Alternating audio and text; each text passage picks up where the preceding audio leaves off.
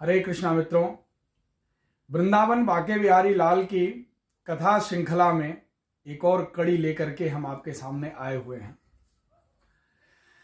जब बांके बिहारी अपने विग्रह से निकल करके और बाहर एक भक्त के साथ चले गए, इस सत्य घटना को सुन करके आप रोमांचित होंगे और आपकी भक्ति और प्रीति और बढ़ेगी। आइए सुनते हैं। बहुत पहले की बात है। एक बुजुर्ग दंपति मथुरा से कुछ 100 किलोमीटर की दूर पर निवास करते थे। वो अत्यंत गरीब थे और किसी तरह कुछ धन उपार्जन करके अपना जीवन यापन कर रहे थे। उस बुजुर्ग दंपति में जो महिला थी, उनकी भगवान श्री कृष्ण के प्रति बहुत प्रीति थी। दोनों अनपढ़ थे, दोनों को कोई शास्त्रीय ज्ञान नहीं था, लेकिन उस महिला की भगवान कृष्ण के प्रति प्रेम बहुत था, प्रीति बहुत थी, भक्ति बहुत थी। और वो अपने पति से बार बार इस बात का आग्रह किया करती थी कि मुझे एक बार बांके बिहारी का दर्शन करा दो। गरीबी थी, पुराना समय था, कठिन परिस्थितियां रही होंगी, जैसे कि हम कल्पना कर सकते हैं। वह पति जो बुजुर्ग महिला के थे, कोशिश करके भी उनको दर्शन नहीं करा पा रहे थे।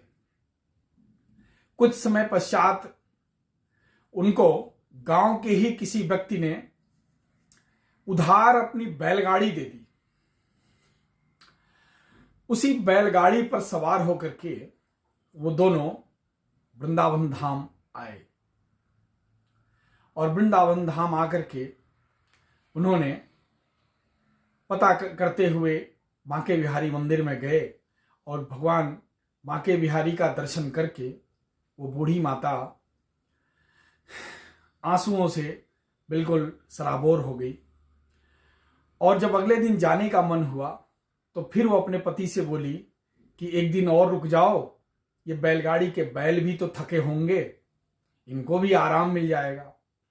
इस तरह अगले दिन फिर आई और फिर वो बांके बिहारी का दर्शन की। दिन में 2 से 3 बार वो दर्शन करती थी और इस तरह से एक एक करके लगभग 7 दिन वो अपने पति को मनाने में कामयाब हो गई कि वृंदावन में ही रह जाओ।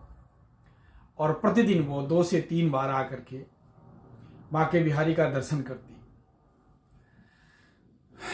और जितनी बार वो आती, भगवान की आंखें जब मिलती थीं उस भक्त से, तो उसके शरीर के अंदर बिल्कुल एकदम विद्युत प्रवाह सा हो जाता था, क्योंकि उसके अंदर वास्तविक भक्ति थी।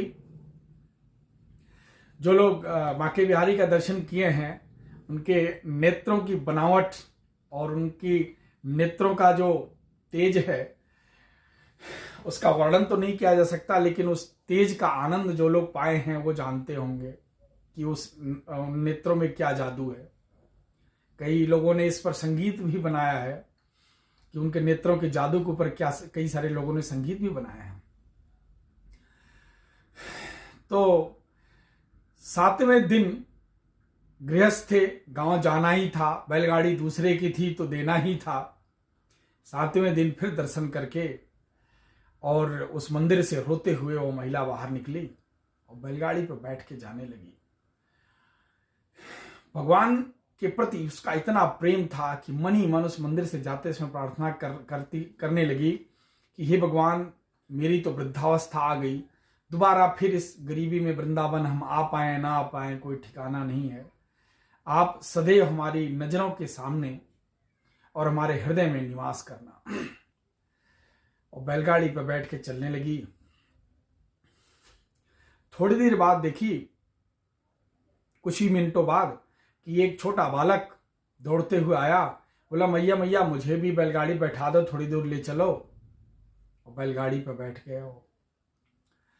इस महिला के प्रतिदिन मंदिर में आगमन और इसकी भक्ति की हल्की सी भनक वहां के पुजारियों को भी थी कि ये बड़ी अनन्य भक्त है। और जैसे ये महिला बाहर निकली, पुजारी जी फिर मंदिर के अंदर गए भोग लगाने के लिए, तो देख रहे हैं कि विग्रह ही वहां से गायब है। पुजारी जी को पहले भी इस बात का आभास था कि ये बांके बिहारी कई भक्तों के साथ जा चुके हैं, और तुरंत भागे और कई और पुजारियों को लगाया गया कि देखो किसी रास्ते पे एक महिला जा रही है क्या, बुजुर्ग दंपति। तो थोड़ी दूर खोजबीन करने पर 700-800 मीटर के लगभग 1 किलोमीटर के आसपास एक बैलगाड़ी दिखी और उस पर अत्यंत दिव्य बालक एक बैठा हुआ है। पुजारी जी तो पहचान गए, दौड़ करके बैलगाड़ी रुकवाया, उस बुढ़िया को भी बोला कि माता ये बालक कौन है। तो वो बोली कि हम जब निकले मंदिर से तो ये बालक बोला मुझे भी ले चलो और थोड़ी दूर मुझे भी ले चलो अपनी बैलगाड़ी पे। तो वो बोले कि तुम जानती हो इस बालक को। बोली नहीं जानती। मुझे पुजारी जी तो पहचान गए, बालक का पैर पकड़ लिए, बोले भगवान आप अगर एक भक्त के साथ चले जाओगे विग्रह निकाल छोड़ करके, तो लाखों भक्त जो आपके आते रहते हैं और भविष्य में आएंगे उनको कौन दर्शन देगा। बुढ़िया को तो आपने ऐसे मुक्त कर दिया है। और बहुत विनम्र प्रार्थना की कि भगवान अपने विग्रह में वापस चलिए। और तुरंत वो बालक अंतर्ध्यान हो गए और वापस आए तो पुनः विग्रह जैसे का था वैसे ही मिला। बुढ़िया समझ गई कि भगवान हमारी भक्ति से प्रसन्न होकर के बाल रूप में हमको दर्शन दे गए, और उसने वहीं से उस बैलगाड़ी को किसी के साथ भिजवा दिया और निश्चय कर लिया कि हम अपना बाकी समय वृंदावन में ही गुजारेंगे और यहीं पे शरीर छोड़ेंगे। भक्तों, यह है भगवान के चरणों में वास्तविक प्रीति का उदाहरण। आप कितने शास्त्रज्ञ हैं, कितने मर्मज्ञ हैं, कितने ज्ञानी हैं, कितनी कथा सुने हुए हैं, यह एक पक्ष है, बट उसका परिणाम एक पक्ष है, और वह परिणाम इन सारी चीजों पर भारी पड़ता है। वह परिणाम सबरी की भक्ति की तरह है। वह परिणाम ऐसे अनेकों भक्तों की तरह है जिनको कुछ भी लिखने पढ़ने नहीं आता, बट उनकी भक्ति ईश्वर के चरणों में है। वह परिणाम माता मीराबाई की तरह है। इसी ऐसी ही उदाहरणों के लिए ही तो तुलसीदास जी महाराज ने एक लाइन का एक सूत्र लिख दिया रामचरितमानस में, सबकर मत खगनायक एहा, करी राम पद पंकज नेहा।